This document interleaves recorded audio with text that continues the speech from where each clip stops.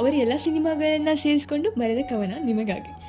ತೋಟದಲ್ಲರಳಿದ ಬೆಟ್ಟದ ಹೂವು, ಎಂದಿಗೂ ಮಿನುಗುವ ಆಗಸದ 2 ನಕ್ಷತ್ರದ ಮಾವು, ವೀರ ಕನ್ನಡಿಗನಾಗಿ ಆಕಾಶದೆತ್ತರಕ್ಕೆ ಅರಸನಾಗಿ ಮಿಂಚಿದ ಧ್ರುವ ತಾರೆ, ಇವರಿಗಿತ್ತು ಕನ್ನಡಿಗರೊಂದಿಗೆ ಮೈತ್ರಿಯ ಮಿಲನದ ಮಿನುಗುತ್ತಾರೆ.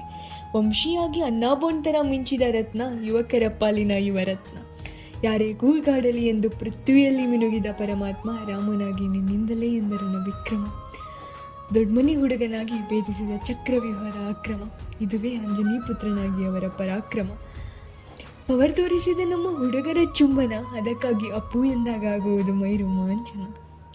ಅಜಯನಾಗಿ ಅಜರಾಮರನಾದ ರಾಜಕುಮಾರ, ಬಿಂದಾಸ್ ಎಂದು ಜನರ ಮನ ಗೆದ್ದ ಪೋರ, ಕೊನೆಗೆ ಜೇಮ್ಸ್ ತರ ಮಿನುಗಿ ಗಂಧದ ಗುಡಿಯಲ್ಲಿ ಮರೆಯಲಾಗದ ಮಾಣಿಕ್ಯ, ನಗುವ ರಾಜಕುಮಾರ.